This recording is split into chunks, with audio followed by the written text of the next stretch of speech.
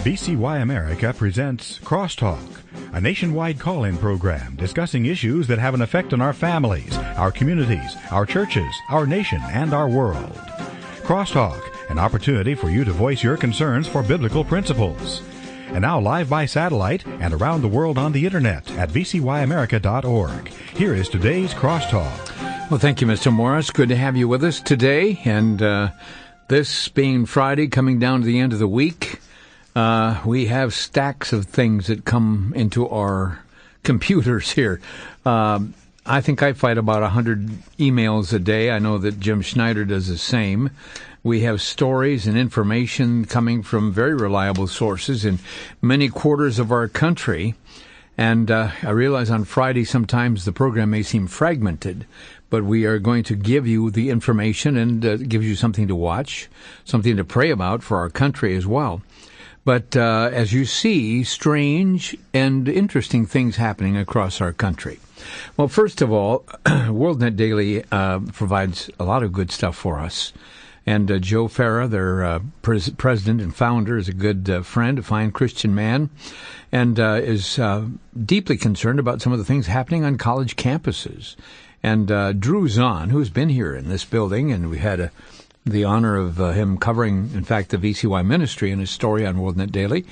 But he's got a story here that talks about Christian campuses being forced to accept Muslim leaders, campus Christians. You see, what do you mean? Well, they preach that they are tolerant, except on my right to be religious. That's what the thing was published 2 days ago, and according to Drew, here it is. Christian students at Vanderbilt University in Nashville, Tennessee, are fighting an administrative policy that dictates that all comers be eligible for leadership in student organizations, even if they don't share the group's faith. So this means that a Christian group could have a Muslim leader of the campus club, could be an atheist, could be a homosexual, could be Vanderbilt University. In fact, under the policy put into effect earlier this year, campus groups' leadership requirements can no longer discriminate on race, faith, gender, or sexual orientation, leading many to question whether men could be elected to lead sororities or Muslims to lead Bible studies. Now, the Christian Legal Society and explains an administration email earlier this week denied an already existing group's application to keep its recognition because its constitution lists as one of its criteria for officer that a person would have a personal commitment to Jesus Christ. Vanderbilt University. Keep an eyeball on that, folks. It's kind of interesting. Let's see. Here it is. From News 5, WKRG staff, mobile police need your help to catch a mob that beat Matthew Owens so badly that he is in critical condition. Now, according to the police, Mr. Owens fussed at some kids playing basketball in the middle of Delmar Drive about 8:30 Saturday night. They said that the kids left and a group of adults returned armed with everything but the kitchen sink.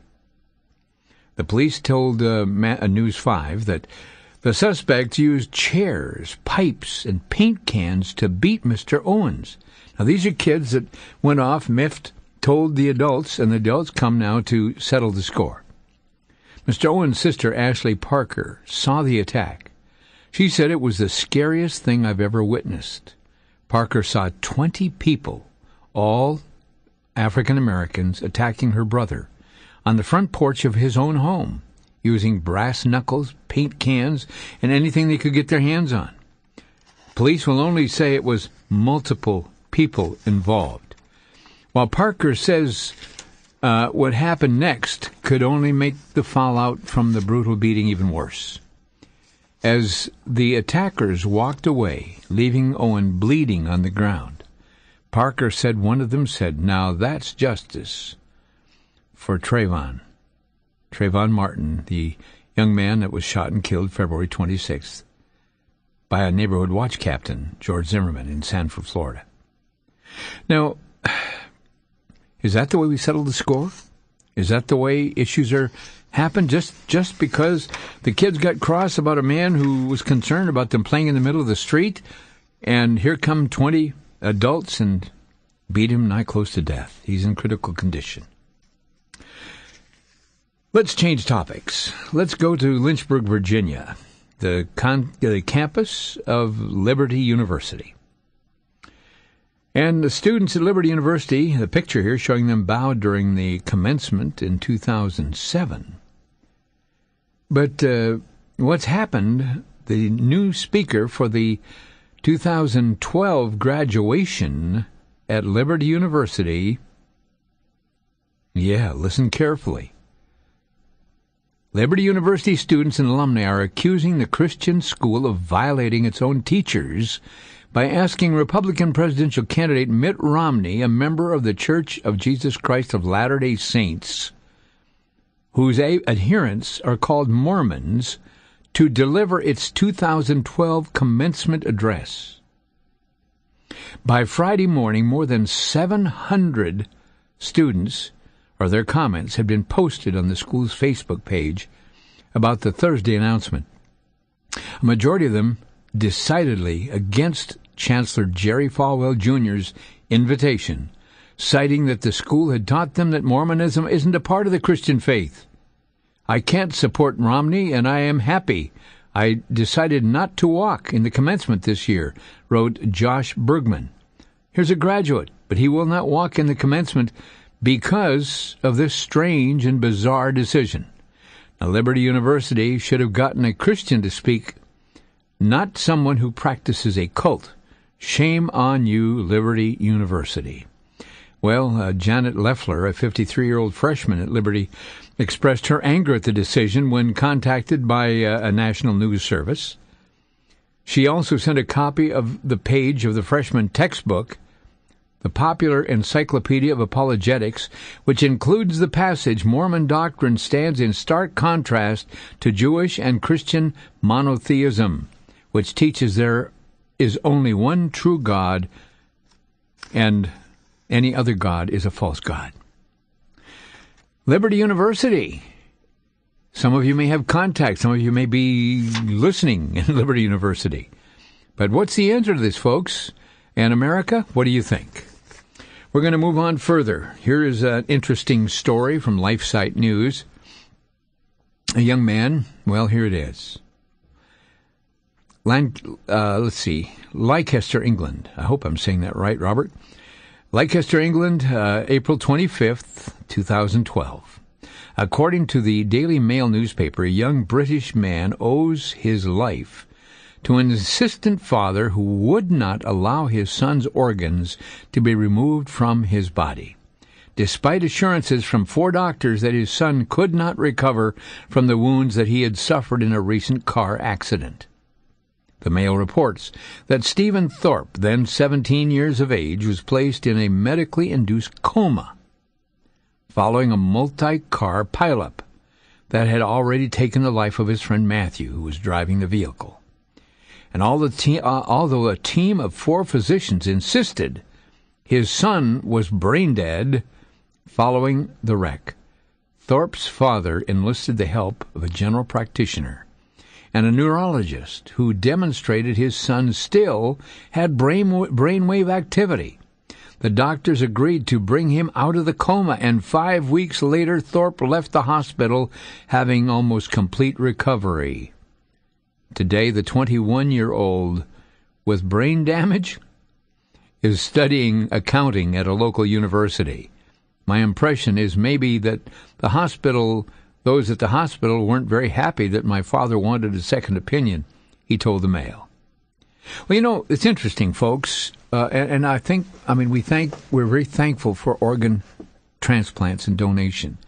And we've seen that even close into my own family relationships. But the harvesting of them is a question, because to do a proper harvest, the body or the organ must be removed from the body before it actually has totally succumbed.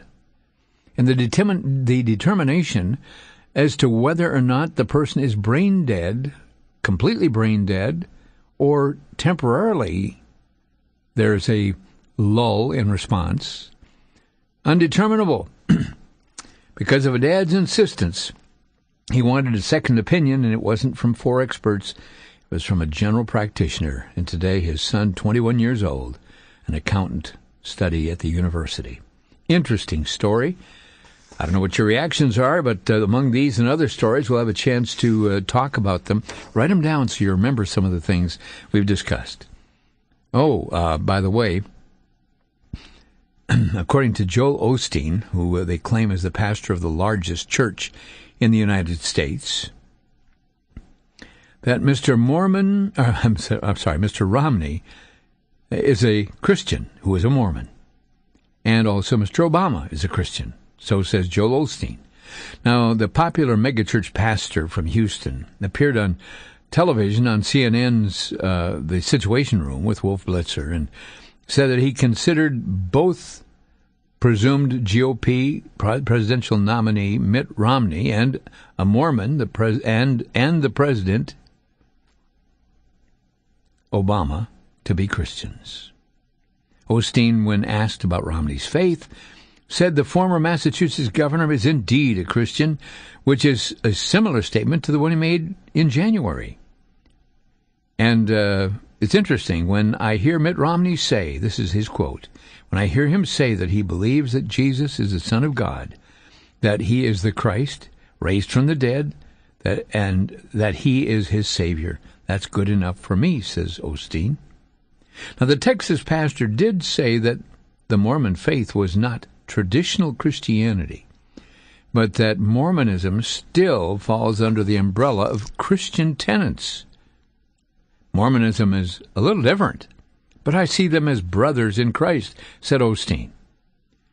Now, many Christians do not consider Mormons to be Christians because they do not hold orthodox beliefs on the core doctrines such as original sin and grace and inerrancy of the Bible and understanding of the Trinity. And folks, also the fact that Jesus and Lucifer were kid brothers. How in the world? Well, I guess you just want your best life now. And as long as you can smile about it, who cares about doctrine? We'll talk about that a little bit later down the road. Our clock is moving toward that irrevocable break, which is coming around the corner. In fact, it's probably not too far away right now in about 20 seconds. But there's another one.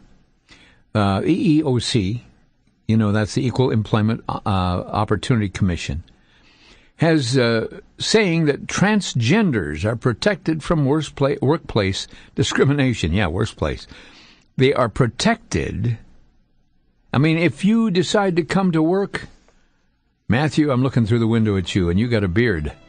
If you come to work with a dress on, you go home. Oh, my. Folks, where is this world headed?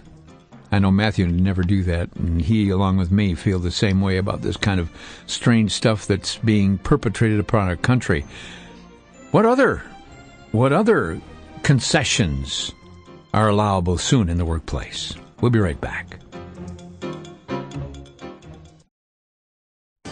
Back to Genesis with Dr. John Morris, creation author at the Institute for Creation Research. Dr. Morris, it seems like evolutionists are often very anti-Christian.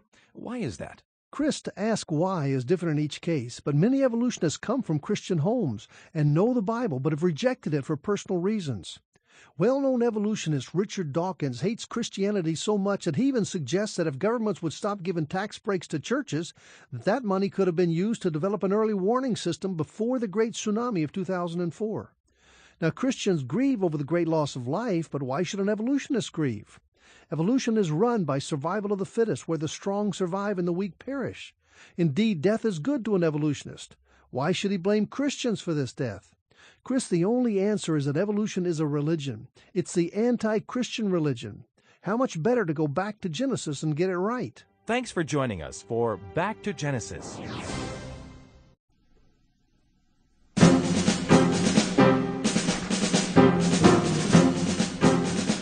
And welcome back to Crosstalk, where we were talking about this business of the EEOC saying transgenders are protected from the workplace discrimination. It was some years ago. My son and I were sitting at a George Webb restaurant one day, and in the door walks an individual. At first, it was kind of baffling because from the attire, it appeared to be a lady, a female, frilly blouse, plaid, Scotch plaid skirt, high-heeled shoes. But on second glance, the high-heeled shoes were about size 16.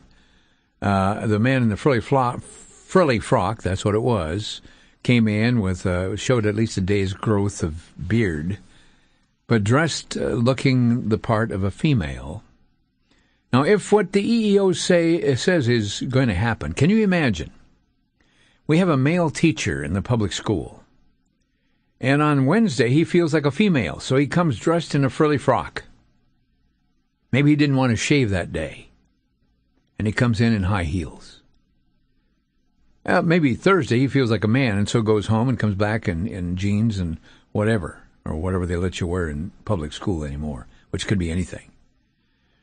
But in comes the door. I mean, can you imagine the confusion, the psychological confusion of little impressionable kids sitting there? Listen, I was at the Jefferson County meeting many years ago, and all of a sudden one of the council persons got up. I say council persons because it was confusing.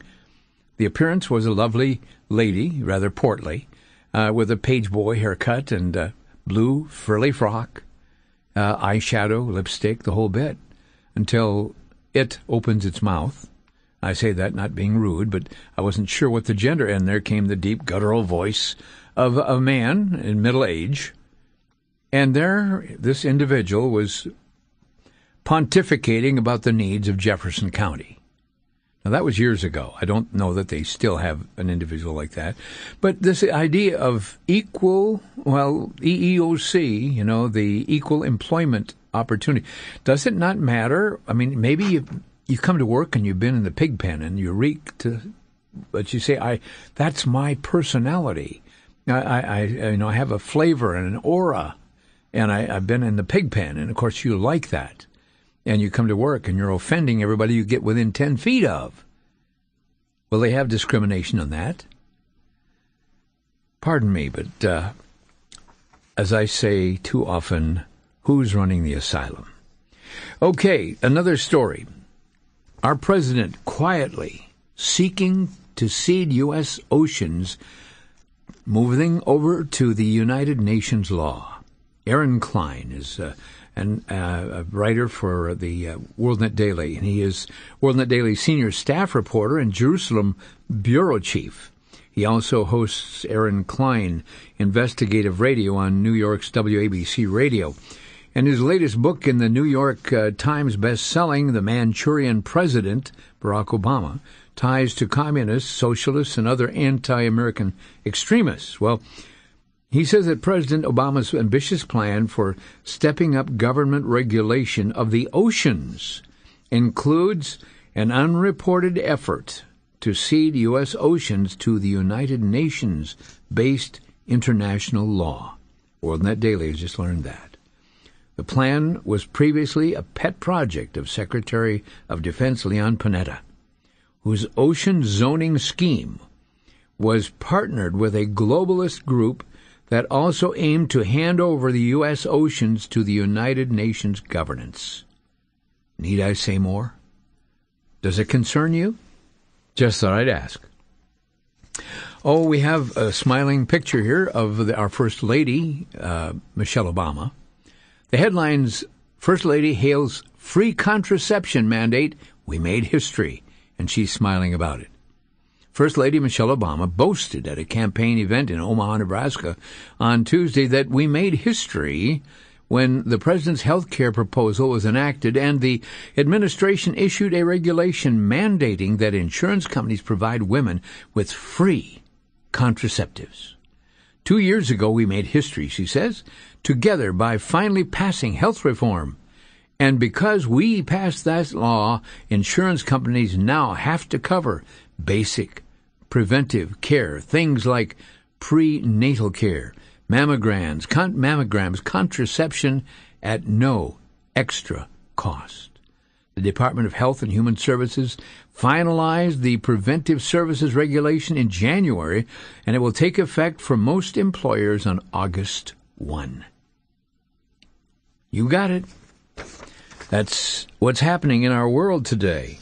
Now, this one came through about 13 hours ago from WorldNet Daily. Iran preparing for the last 6 months. Reza Khalili wrote this article.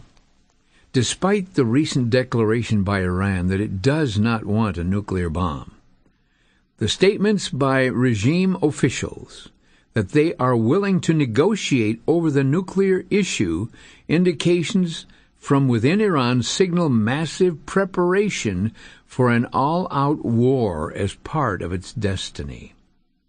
Now, 9 years ago, the Revolutionary Guards arm, the Holy Defense, published a book entitled The Last 6 Months, in which it describes the conditions needed in the last 6 months prior to the reappearing of the last Islamic Messiah. The book was distributed in the hundreds of thousands to all guards, the army bases throughout the country. Islam's Shiites believe that their 12th Imam, Mahdi, will reappear at the end of times and will kill all of the infidels raising the flag of Islam in all four corners of the world. The book admonishes the military forces that they must be prepared to do their duties during these 6 months, and there will be many signs to help the faithful to understand the transition, which will be centered on Iran. Now, the book relies on Islamic hadiths by Muhammad. Those are his statements. And his descendants from centuries ago described the 9/11 attacks and the invasions of Afghanistan and Iraq as signs that the time is near. But it also prophesies more and more significant signs that would launch the 6-month timeline or time frame for the reappearance of Mahdi, an attack on Syria, and then an attack on Iran. Both these events are looking increasingly likely as Syria continues to murder its own people and Iran continues its quest for nuclear weapons. Serious stuff, folks. Follow it. Keep your eye on the news, and also keep your eye heavenward as you pray for our world. Well, we go on further. There are other stories, many of them totally detached. Here's a few more. Obama recruits an army of community organizers. Now, this is what he was years ago, but now Mr. Obama, his election campaign is recruiting an army of determined community organizers to walk the streets of the nation's cities this summer and autumn in the footsteps of a young Chicago organizer named Barack Obama.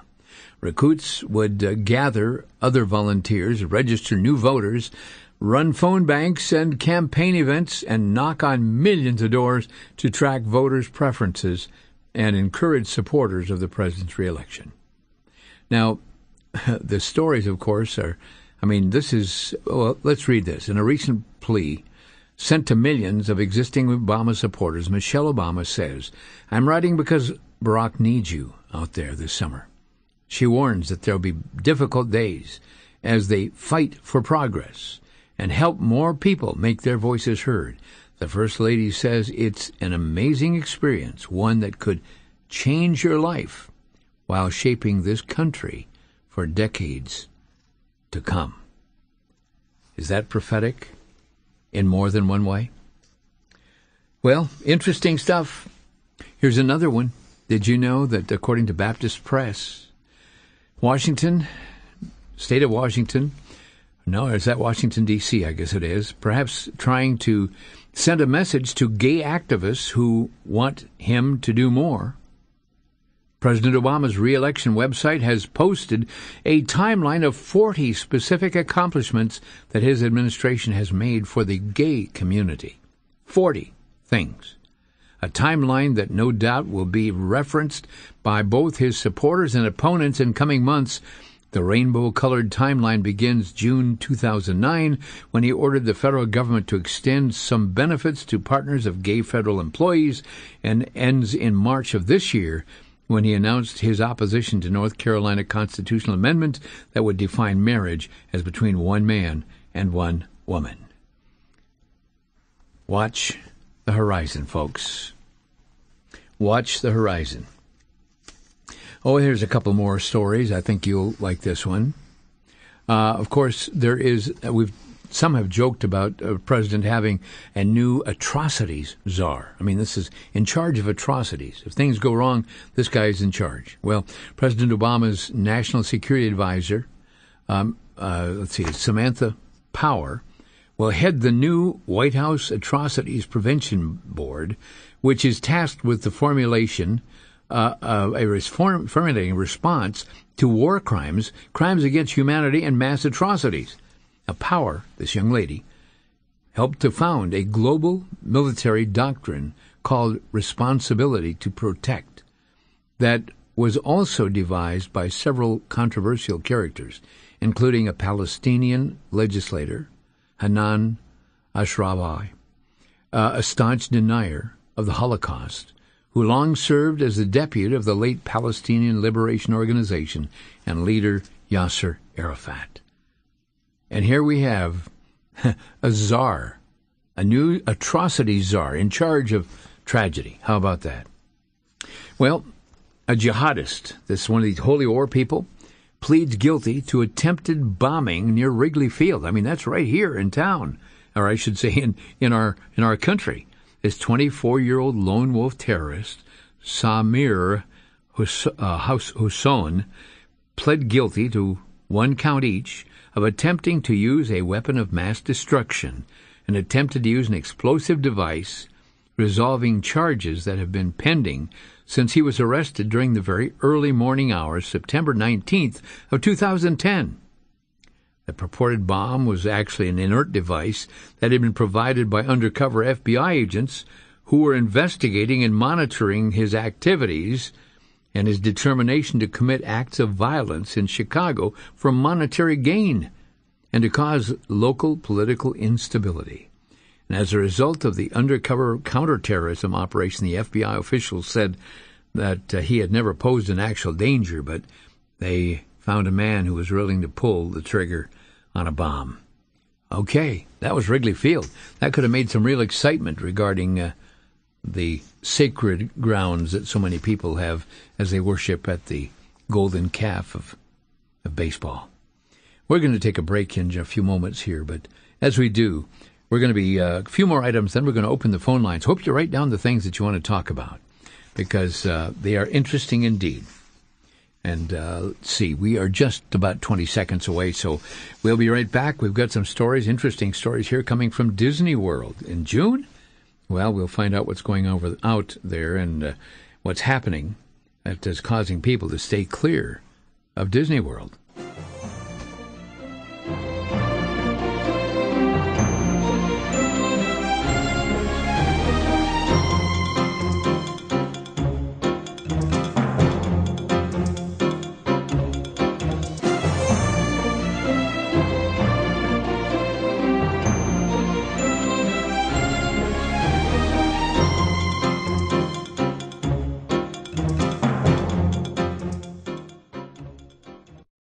Is America on a collision course with God? In the book, As America Has Done to Israel, author John McTernan indicates there is a direct correlation between the alarming number of massive disasters striking America and our leaders pressuring Israel to surrender her land for peace. Costing hundreds of lives and causing hundreds of billions of dollars worth of damage, dozens of disasters, including devastating earthquakes, raging fires, hurricanes, floods, and tornadoes, have hit America, and always within just a short time after putting pressure on Israel. The book not only points out the correlation to these events, but also gives guidance as to what you can do as an individual, and what America can do to change the direction of our country in relation to Israel. Copies of the book, As America Has Done to Israel, are available for a donation of $17 or more to VCY America, and can be obtained by calling 1-800-729-9829. That's 1-800-729-9829.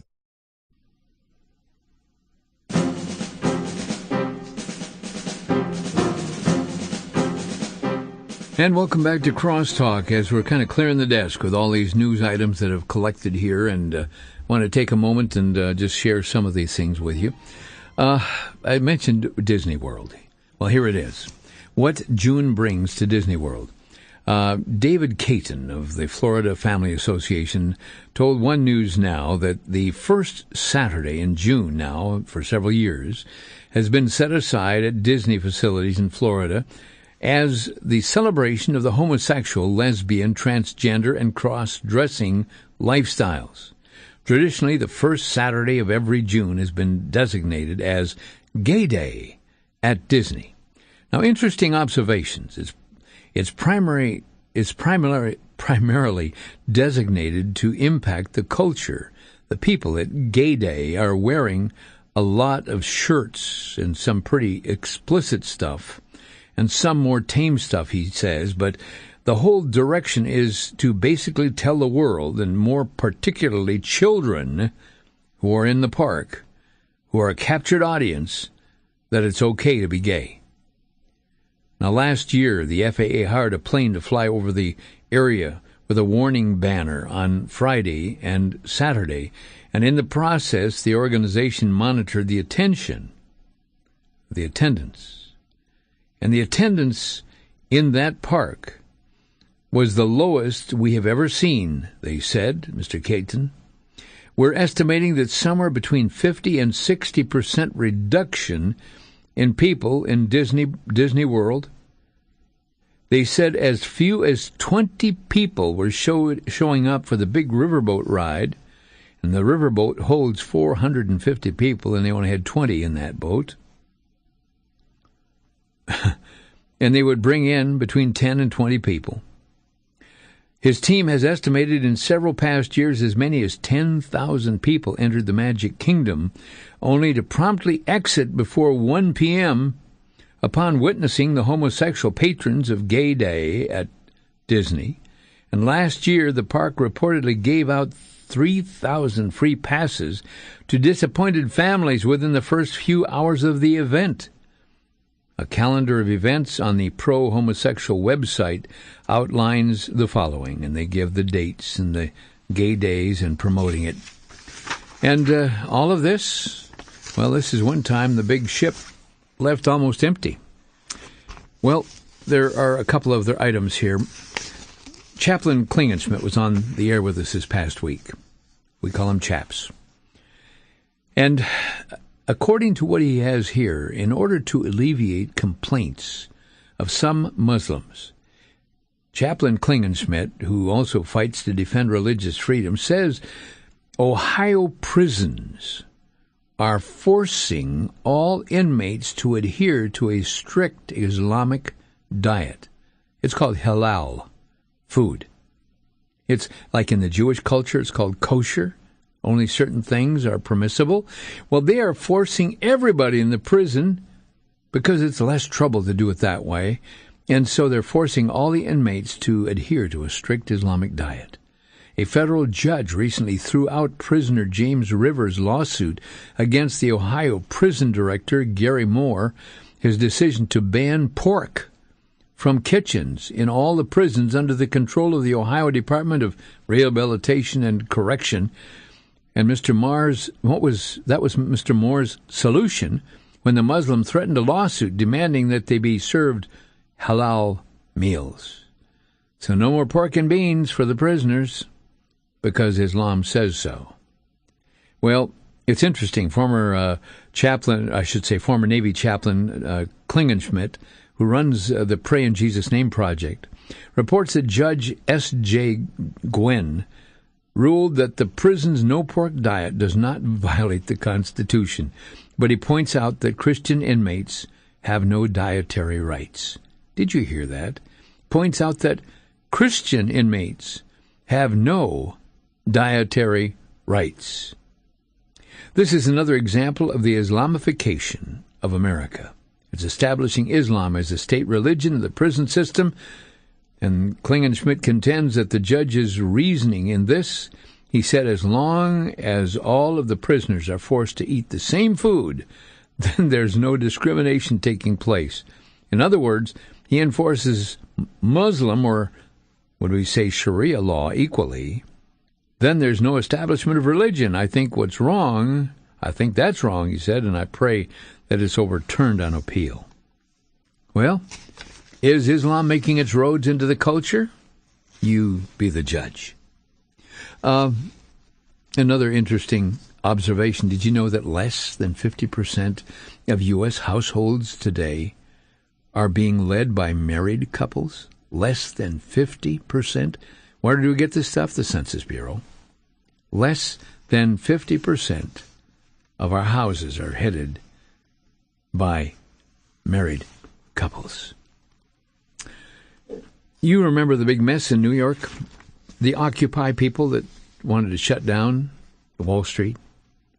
And they occupied the park, and there were mounds of trash and garbage and vile things that I don't want to even mention in detail here. The fragrance of this, an offense to everybody that went through there. Well, the word is out.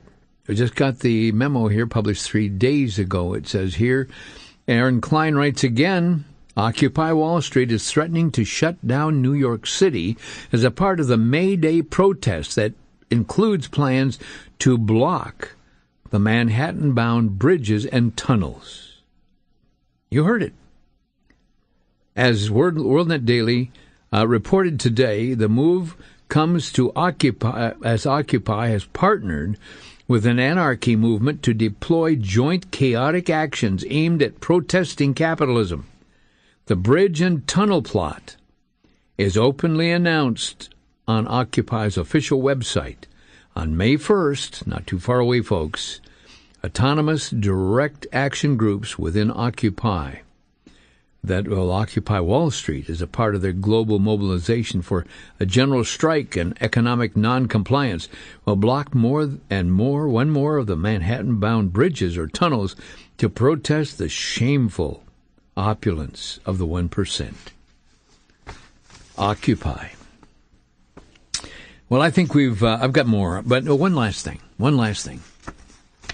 Now, back in the days of Herod the King, when I was a kid, I was a farm kid. We didn't have a real glorious farm. We were in the woods, and we had a barn and a cow.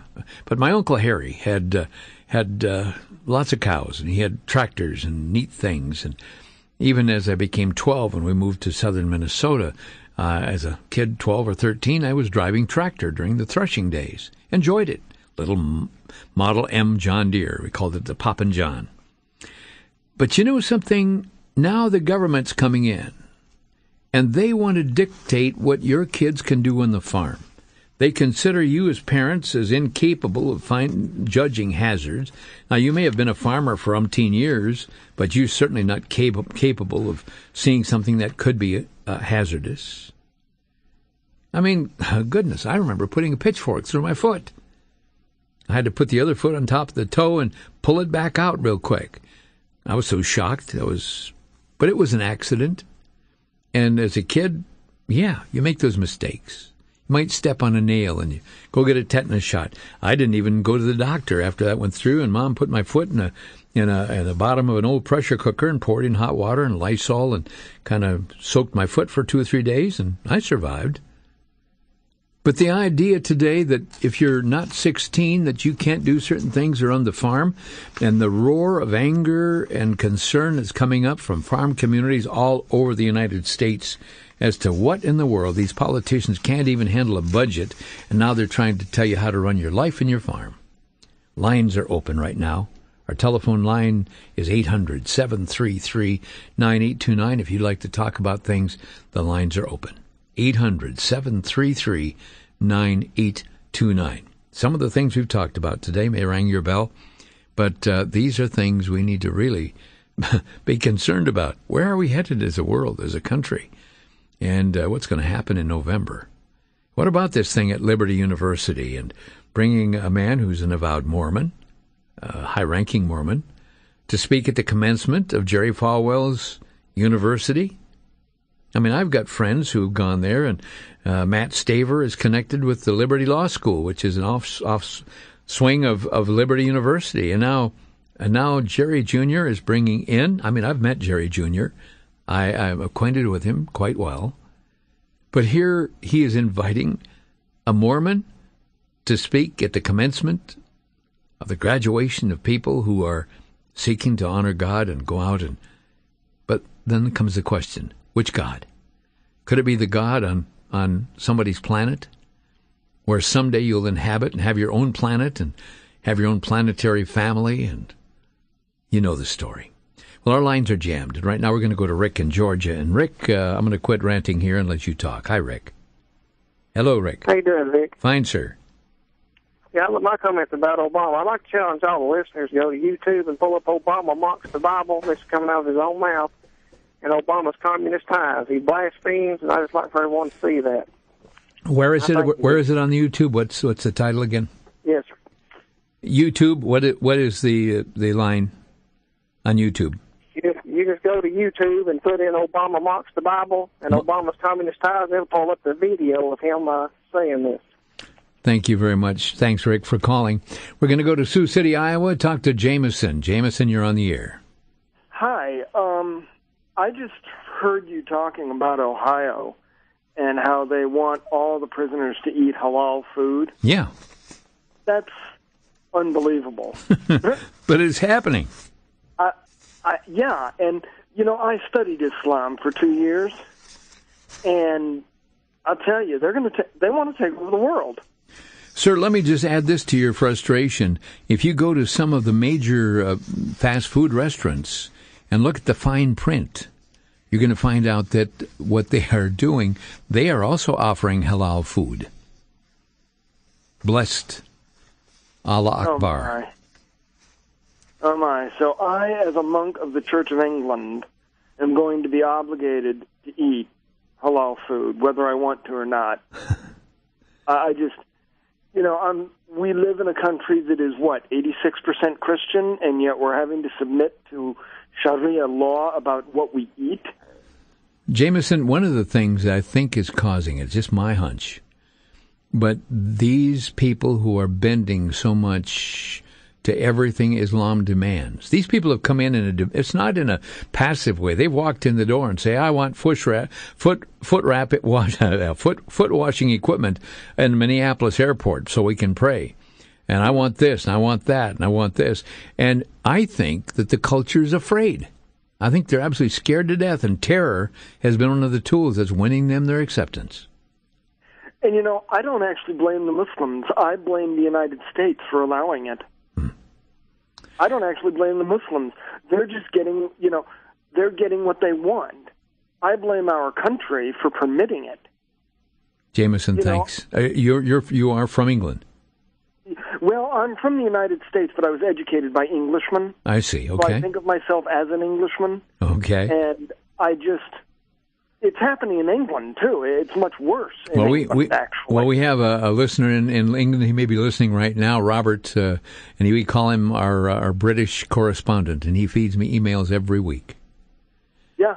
Well, I know it's worse in England. I mean, it's just becoming insane. I was talking to a friend over the Internet. Mm-hmm. I'm personally convinced all the Muslims in the Western world need to be deported back to their nations of origin. I'm sorry we're out of time there, Jameson. I've got your point, your question. You've had your statement. I want to thank you for calling. We'll be right back with more calls.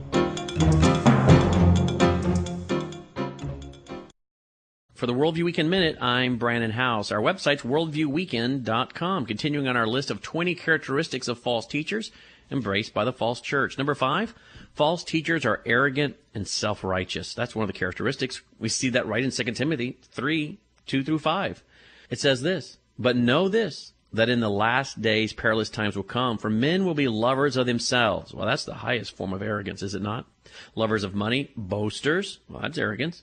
Proud, that's arrogance. Blasphemers, disobedient to parents, unthankful, unholy, unloving, unforgiving, slanderous, without self-control, brutal, despisers of good, traitors, headstrong, haughty, lovers of pleasure rather than lovers of God. And look at this. This is where they are self-righteous. Having a form of godliness, but denying its power. And from such people turn away. So 5 in our list of 20 signs or characteristics of false teachers. False teachers are arrogant and self-righteous. Our website's worldviewweekend.com.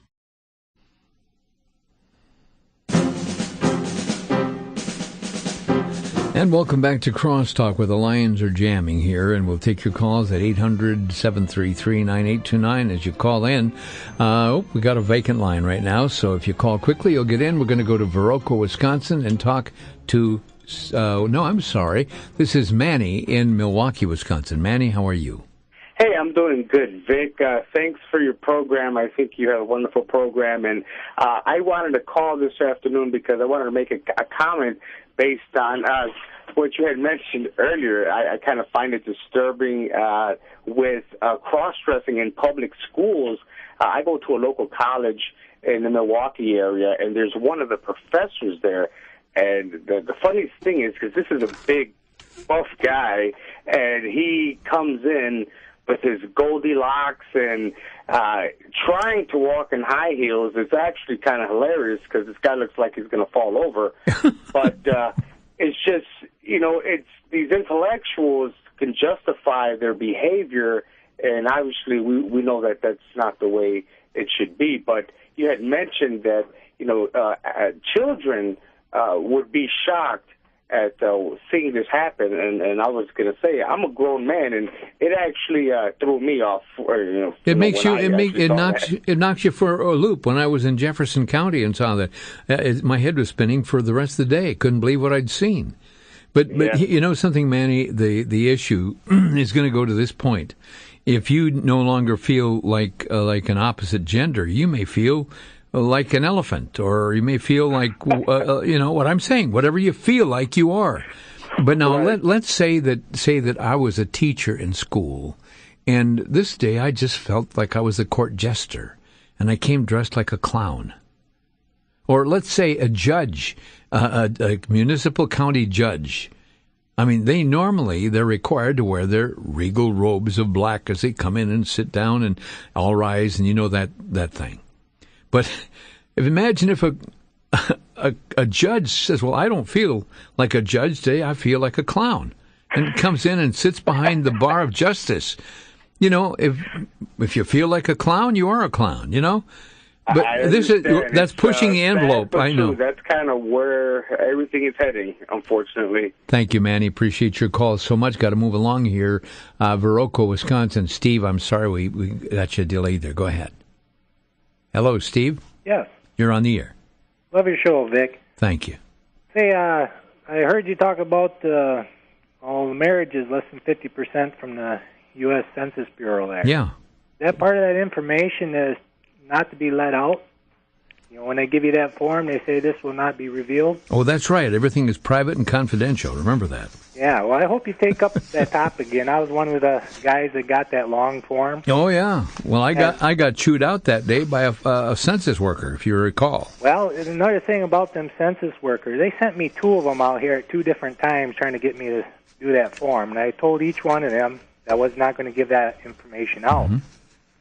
And they give me the rigmarole around and told me how it was state mandatory and the law and this and that. And the phone, after they left, the phone started ringing. I get 2-3 calls a day for about a month. Finally, I picked up the phone, and it was this U.S. Census Bureau, and the guy says, you need to fill this out. And I said, well, I'm not going to do that. And he says, well, we'll find you, and you're going to do some prison time. Oh, prison it is. So I called up Matt Staber, just for your listeners out there. Mm-hmm. Matt Staber said, in all the years that only one person has ever been fined, it was for $100 for not filling out that form. So he said, if it's up to you, if your information is worth keeping private, just pay the $100. Well, I told this guy after he had told me that he was going to fine me and everything, I said, that's fine. You go ahead and send the fine, whatever. Well, they must have thought that scared me enough. They sent me out another one, again, to come talk to me face-to-face. Told her I wasn't going to fill it out again, and she just flat out said, well, that's fine. I'll fill it out myself, and I'll send it in. I got ways of finding out this information. Oh, yeah, that makes you feel real good, doesn't it? Yeah. Well, I talked to you, Vic. Take care. Okay. Thank you. Appreciate the call. Yep, she's going to fictitiously fill it out. Well, and then the census worker that called me on the air, and you heard it the other day, called up and she says, well, there are things you don't have to if you don't want to. I said, who makes that decision? She says, I do. Well, does that say something about constitutionality and authority? And I'd like to respect authority, folks, but it really worries me when you see things like that happen. Right now we're going to go to Johnny in Edinburgh, Texas. That's down near McAllen, right, Johnny? Yes, sir. It's Edinburgh, actually. Thank you for answering my call, and I want to thank you for doing a great job that you're doing on exposing and bringing out people's opinions out there. My question to you is, what do you think about Revelation 13 through 14 that might fit Obama's character? Well, may I say this? There are a lot of people who would like to be prophetic and put labels on people and who's going to be the Antichrist and who's going to be this and that. There are some things I leave with the Lord. But I know one thing. I mean, there are a lot of times that people would like to predict the future, and based on even Daniel's 70th week, and we go into all of these different things and biblical numerology. At this point, there are some mysteries that I have to leave in God's hands.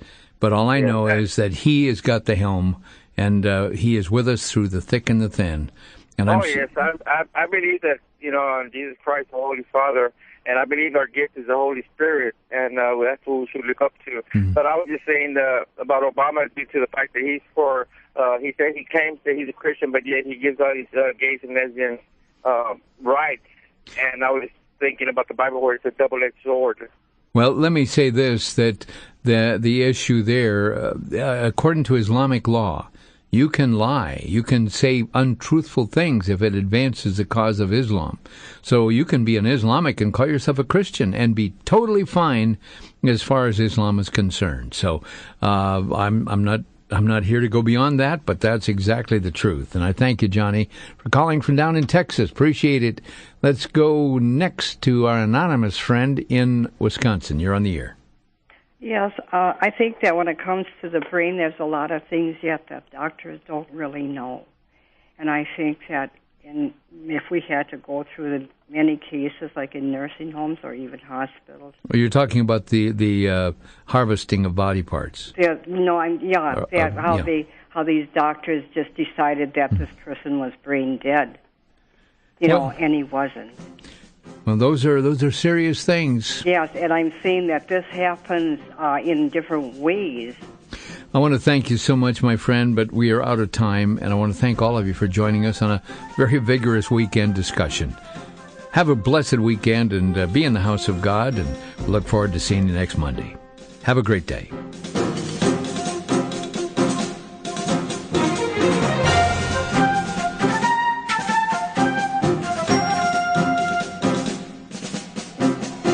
You've been listening to Crosstalk via satellite and the internet from VCY America. Views expressed may or may not be those of this station. For a CD of today's program, send a donation of $6 or more to VCY Tape Ministry, 3434 West Kilbourne Avenue, Milwaukee, Wisconsin, 53208, or download by RSS or podcast from crosstalkamerica.com. And join us again for Crosstalk.